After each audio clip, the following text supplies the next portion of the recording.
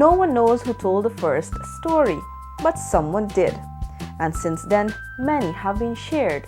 The art of storytelling, to capture the attention of people, to teach them, to entertain, to scare them, or to give them hope, and to influence them in almost any way possible.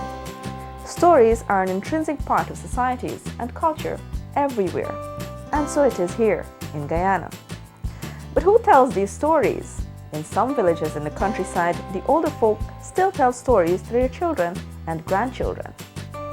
One man has turned his passion for storytelling into a venture which has not only been benefiting him, but children all across the country. Michael Can is Old Man Pappie. Her hair was long, her cheeks were wow, and her lips were rosy. There a tiger every Monday would go to Selina's house carrying chocolate and roses. Tuesday, there are nuns gonna come to Selina's house and eat out tiger chocolate and throw away flour. I'm Michael Can. I'm Guyanese. I was born in the country. I love the country, and I love the Guyanese people. And what's more interesting is the Guyanese culture. And at my age, what can I do to help to impart the cultural identity and the cultural folklore that is so dying? Technology has brought in a whole set of new gadgets that make people like me really, really silly. But nevertheless, we can share, and that's what I'm doing, sharing the culture of the people. But how did it all start? Michael Can was inspired by Professor Doris Rogers of the University of Guyana, who encouraged him to go beyond his talent. I was stressed, and she gave me the name. I'm Dr. Obi Weatherspoon. And she said, you're a doctor in this thing. And, you know, she encouraged me to do that, to share my thoughts and my ideas with the children to make them laugh. The influence also came from his father in his early years. This influence also pushed him in the direction of storytelling after seeing the need. For the past 10 years, I realized that the culture that I grew up with, and I understood the backyard stuff that we did as little boys was dying. And then I started to look at the whole cultural aspect of my father, who influenced me greatly in that by telling me stories, my neighbors, and I always remember moonlight nights we would meet and we would talk about zombie stories and this kind of story, and it was beautiful. Can is also a clown, and he has been a clown for 31 years. When I say I'm a clown, I wear the big red nose and the painted face, and I go to birthday parties and I stimulate the children by playing games, doing balloons, and being that. But why did Can, a lecturer of art at the University of Guyana and a clown, make such a big deal about telling stories to children? I find it joyful to be able to share with young people. I go into schools and I tell stories. Anyway, I get a chance to tell, I'll tell a story.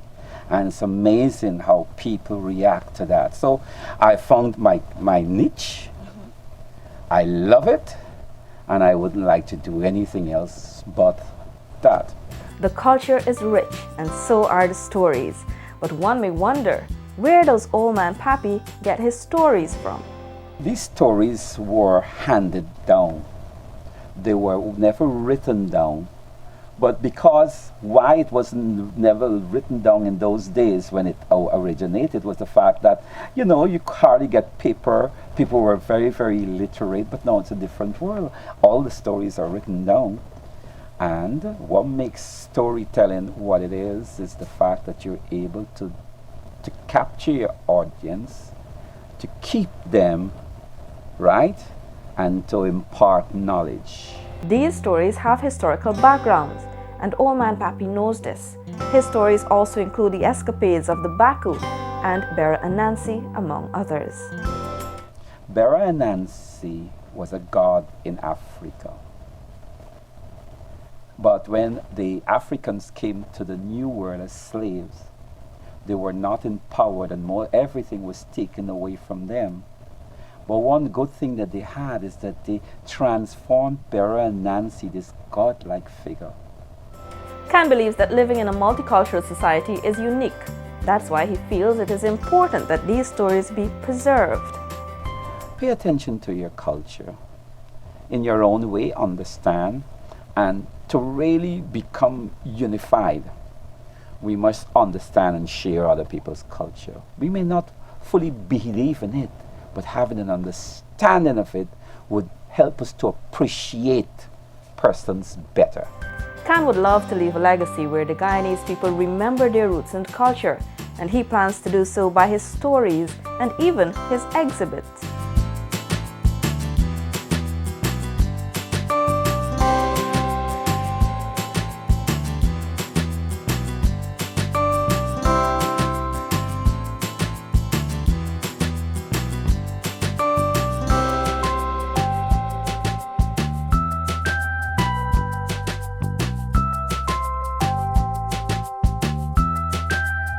Old Man Pappie is often assisted by Jeannie Gal, Natasha Aziz, whom he is hoping will continue the quest.